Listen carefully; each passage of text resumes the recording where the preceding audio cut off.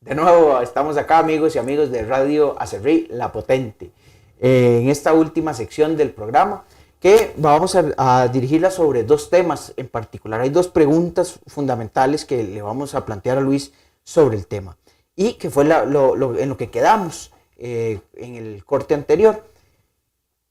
¿Cuál es el vínculo? Porque ahí es a donde usted iba. ¿Cuál es el vínculo que existe entre la propuesta de la visión sobre la muerte de los griegos?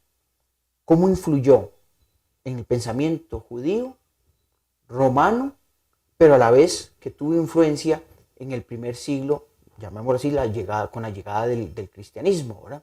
Y luego, para concluir, ¿por qué es importante que hablemos sobre la muerte en este periodo específico de Semana Santa? ¿Cuál es la importancia que tiene? Entonces, le damos el espacio para que O sea, nos explique resumirlo todo. O sea, más o menos. Esa sería la Sí, sí. intención, exacto.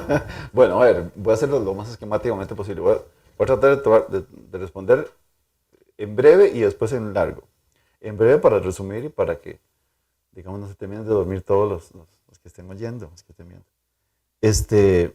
Lo primero es que Platón, ese Platón que llega, ahora mencionado a Filón de Alejandría, va a ser triunfante. En la visión romana y en la visión cristiana. ¿A qué se refiere con triunfante? Va a imponerse. Va a imponerse mucho más que otras visiones. Y eso va a llegar todavía hasta nuestros días. Vean que, repito, eso lo tenemos. No obstante, hay una confluencia de cosas. Lo que pasa, digamos, en este periodo, o sea, llamamos de periodo helenístico, que digamos que la gente lo relaciona mucho con la llegada del Imperio Romano, ¿verdad? Como si fuera su fin, pero realmente el periodo helenístico es todo lo que vivimos, sí, claro, hasta siglo I después de Cristo y más acá. Este periodo es que tenemos una Grecia culturalmente poderosa, una Roma poderosa, pero políticamente, pero no culturalmente, que se apropia. Y además la llegada de un montón de influencias culturales de todo tipo. Específicamente, por supuesto, el judaísmo entra en juego. Yo mencioné a Filón porque Filón era judío. Le decían el Platón hebreo, como lo mencionaba. Y es un comentarista importante de los antiguos. Además de que tiene vínculos con el Imperio Romano, ¿no? Había sido sí, embajador, fue embajador de Calígula. Ante Calígula. Sí. Y después es de Alejandría. Entonces fue a negociar cosas que tenían que ver con el trigo y demás. Pero lo interesante que tiene Filón es que él reconoce en la filosofía digamos, un valor agregado para entender. Porque las obras de Dios, digamos, los textos que nosotros podemos denominar bíblicos ahora, digamos, los textos, dice, necesitan ser interpretados. Porque así como están, no se entienden. Son alegorizados. Y lo cierto es que Filón dice, bueno, la filosofía me ayuda a entender. Entonces, él introduce montones de cosas de Platón para decir. Incluso dice, esto que dice Platón ya lo había hecho Moisés. Esto que dice no sé quién, ya lo estaba señalado. Sí, ajá, bueno, entonces, ese tipo de cosas, ¿no? Cuando llega un autor de ese talante que está trabajando en Alejandría, ¿no? Que se podría considerar una de las cabezas pensantes por excelencia, pues empieza a surgir, no es solo por él, sino por otros antecesores y demás, la idea de que nosotros deberíamos ser, como dice Platón, más espíritus. Es que es muy lógico pensarlo. ¿Por qué? Porque el cuerpo, pues, es muy fácil que se corroa, se destruya. Nosotros somos muy débiles. En cambio, en el espíritu, no. Hay un texto de Platón, después que discutiré el asunto, dice, no, pues a uno también el alma se le corrompe, pues se le olvidan cosas. ¿Eh? Después ya no piensa igual, es muy hábil de chiquito, ya después ya no. ¿Eh? Pero en general es mejor creer que el alma se mantiene. Y la verdad es que es una idea potente, ¿eh? Como la radio. ¿Eh? Muy potente. ¿Por qué? Porque se determina casi como lo que va a definirnos a nosotros. Y vean una perspectiva que está clarísima, ahora sí, como para entroncar con los romanos. Los romanos empiezan a creer, ¿no? Dice, bueno, nosotros tenemos, digamos, una serie de mitologías, etcétera, pero nos gustan más las griegas. Y para efectos de esto, no hay gran diferencia. Realmente, una cosa u otra, pero realmente son griegos. Además, los romanos de siglo I después de Cristo, siglo II, siguen escribiendo en griego cuando quieren hablar de cosas formales y así teóricas y todo lo demás. Uh-huh. El mismo Cicerón, por ejemplo, que aparece en el siglo I antes de Cristo, tiene elementos de filosofía que, digamos, son realmente casi todos griegos. Bueno, no importa. Ahora pensemos en una cosa. Pensemos en la muerte de Cristo, que es muy interesante. Dice, pero mira, esto no me calza exactamente, esa idea de que el alma pura y simple, con la idea de que Cristo resucita. ¿Para qué? ¿Para qué? Si el cuerpo es una cosa que yo voy a dejar. ¿Y por qué es que hay que después resucitar al tercer día? Es una visión distinta. No es Platón. ¿Cómo se nos ha hecho a nosotros el menjurje? Yo no sé, porque ya eso es cosa de teólogos y no es cosa mía.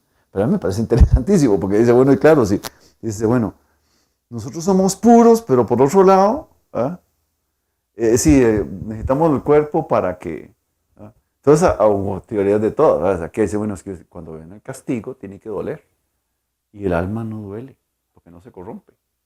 Entonces, duele el cuerpo. Uh-huh. Entonces, va a haber llanto y crujir de dientes, y va a haber fuego, y usted ¿qué va a quemar? Si el alma es puramente inmaterial, no nos calza. Entonces, ahí hay un choque de cosas. En filosofía, genial, ¿verdad?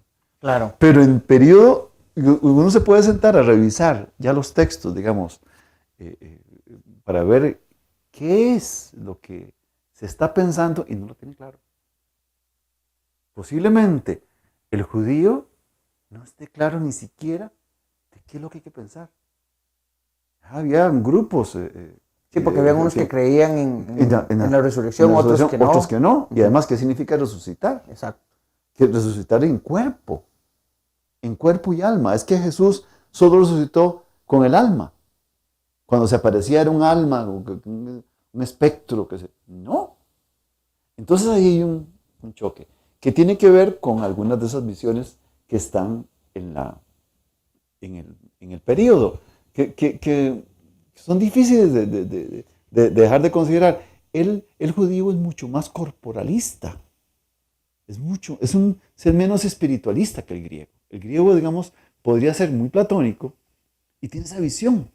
Ahora quisiera, a propósito de la Semana Santa, ¿por qué considerar? Cuando yo te propuse que si yo podía hablar algo, pues, a lo mejor de la muerte, creo que es una cosa que podía aportar algo. El tema es este.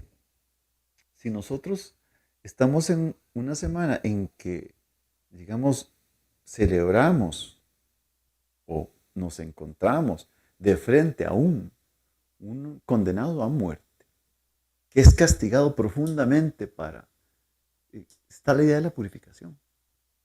¿Verdad? Es una purificación que yo no sé cómo se tiene que hacer. ¿Verdad? ¿Por qué tiene que pasar el Cristo por todo este proceso? ¿Verdad? Ya son los teólogos que están. Pero fíjense que lo impactante del Viernes Santo, digamos, es que se muere Dios. ¿Verdad? Se muere. O sea, al final es un muerto. Vamos, es un entierro. Y después ya cuando decimos, resucitó, ok, ¿qué es lo que resucitó? Y se supone que es cuerpo y alma. Pero eso no lo creemos. Es de verdad. Es así. No estoy tan seguro.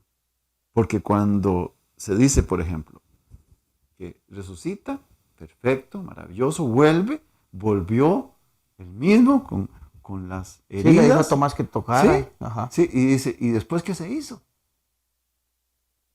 Se va a los cielos. Cuando dice se va a los cielos, dice, no era astronauta. Y entonces ahí es donde viene la pregunta filosófica. Dice, vaya, ¿será que abandonó el cuerpo que tenía y ahora tiene un cuerpo celeste? Pero cuerpo celeste significa un cuerpo en los cielos. Es un planeta. Fíjate que Platón tenía una tesis muy bonita y es esto. Cuando usted se muere y está portándose muy bien, con su filosofía y tal, entonces usted se va, se encumbra y llega a la luna y sube y llega a Marte y sube y pasa. Y allá está dando vuelticas alrededor y ya no baja aquí. Pero eso es una idea como estratosférica, es muy de las mitologías que le gustaba a Platón, le gustaba reírse también de sus lectores. Entonces, realmente no es un tema que esté resuelto, por lo menos de perspectiva filosófica. Y ahora, entonces, el asunto es, ahora, un poco para trasladarlo, yo voy a hacer un juego un poco menos teórico, un poquito más práctico. ¿Qué me pasa a mí cuando me siento a pensar en estas cosas?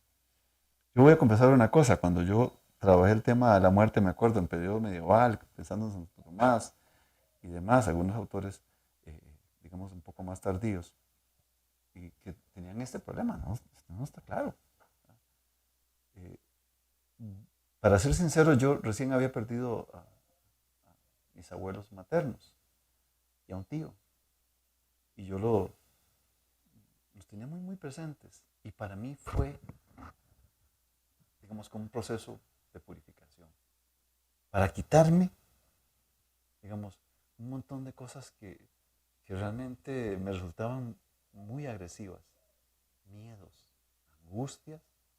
Y quizás uno necesita tal vez pensarlo, cuestionarlo. ¿Y qué es lo que yo creo? O sea, a final de cuentas, nosotros hacemos cierto. Todos los años celebramos a un muerto que resucitó y dice, qué lindo, al final aplaudimos. Hay Pero final feliz. ¿cómo es? ¿Cómo pasó eso? ¿Y cómo lo vamos a pasar nosotros? Porque al final, ¿y qué significa? ¿Qué significa esa trascendencia? Es decir, eso es un tema que, ¿qué significa hacer filosofía? Es sentarse a pensarlo un rato. ¿Ya? Porque a lo mejor lo que me están contando o lo que me contaron todavía me sigue siendo a mí crujir. Si no lo interioriza o no lo cree del todo. Sí, y permíteme terminar con una cosa muy sencilla. Hace unos años, bastantes, se discutió un tema de cómo se moría uno. Pero la discusión no fue filosófica, fue teórica y teórico-médica. Se lo pusieron a discutir a unos médicos de la Universidad de Harvard. Entonces, en este contexto, vea, necesitamos que la gente se muera antes. O sea, no exactamente cuando se muere siempre, ¿verdad? Entonces uno dice, ¿cómo se murió? Usted se muere de varias maneras. Usted se muere cuando deja de respirar y ya. Cuando le hace el corazón, ¡puf! Y se acabó. Pero eso es un problema, porque si usted se muere y deja de latir el corazón, si algo había vivo, se le fue. Pero decidieron los médicos de Harvard, se muere cuando se muere el cerebro. Esa discusión es la... Entonces, ok, perfecto. Se muere cuando se muere el cerebro. ¿Qué ventaja tiene cuando se muere el cerebro? Dice, oye, mira, todavía el hígado funciona. Todavía podemos hacer trasplantes. Entonces decidieron que la muerte era cerebral. Bueno, ese tema todavía no lo creemos. Cuando uno va a ver una persona que está muriendo, espera que haga la exhalación final, la Ben-Hur, que haga y se le sale el alma. Y le pone un espejito para ver si ya no respira. Ahora, si uno se pone a pensar, mira, yo tengo un hijo en el hospital que tuvo un accidente y me dijeron que está muerto cerebralmente, pero sigue respirando. Le podemos sacar los órganos y quizás a nosotros eso nos cruje. Muy difícil, cuando uno le dice, si es en broma, no importa, pero si le dicen, es mío. Sí, claro. O cuando ven las noticias que pasó, pero cuando claro, es una experiencia propia. Es una experiencia propia. O sea, por eso la experiencia de la muerte es una experiencia muy dura para uno. Y ahora, ¿a qué le tengo miedo? Bueno, filosofía está desde el que dice que no hay que tenerle miedo, hasta el que dice, téngale mucho miedo porque lo que viene es feísimo. Y seguro va a venir prueba, y si usted se portó mal, está listo. Ve a ver cómo se esconde, pero ni siquiera escondiéndose, porque se lo va a ampliar. Entonces, el punto es que este tema no solo es religioso, es profundamente humano, claro, y hay que ver cómo considerarlo. yo lo que les puedo decir, y para cerrar mi intervención, es decir, miren, en filosofía hay una cantidad de respuestas tan interesantes. Y yo puedo ser creyente o no creyente, que no puedo evitar la posibilidad de tener que pensarlo.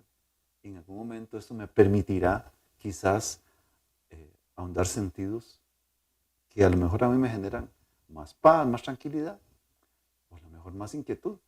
Pero no podría decir, no, ese tema no me importa. ¿Qué va? ¿No? Hasta que se tire en bicicleta sin frenos ahí, desde la iglesia de Tarbaco. Desde la iglesia de Tarbaco, o desde la piedra, allá que se cada uno, y que se quiera venir donde sea, ¿no? Hágalo. Pero usted se la está jugando. Uh-huh. ¿Y qué significa que se la está jugando? ¿Con qué estamos jugando? En filosofía se dice, mira, si hay filosofía para la muerte, es porque hay filosofía para la vida. Sea para acá o para allá. Sí, pero, lo que usted decía, que se piensa para adelante y para atrás. Sí, ajá. Pero no puedo dejar de pensarlo. Sea que le tenga miedo o no le tenga miedo. Sé que esté tranquilo o no esté tranquilo. Pero es un tema para considerar. Y Semana Santa, que algunos dicen, tema de reflexión, ¿es reflexión sobre qué? Yo creo que el tema de la muerte no es gratuito. Bueno, ahí Luisito, o Luis, perdón, la confianza. Y agradezco, muchas gracias por el tiempo, por la disposición, por la explicación, por convertir esto en un tema que es complejo, ¿verdad? En una discusión amena, sensata, muy bien conducida, no por el que habla, sino por el que expuso, ¿verdad? Se lo agradecemos desde acá, desde Radio Acerrí, La Potente. Un saludo y un agradecimiento a Fabián, que está ahí llevando controles, igual a Mariano, que está con la grabación. Y bueno, muchas gracias a todas y a todos los que nos acompañaron. Un saludo y nos vemos en la siguiente entrega de este especial para la Semana Santa.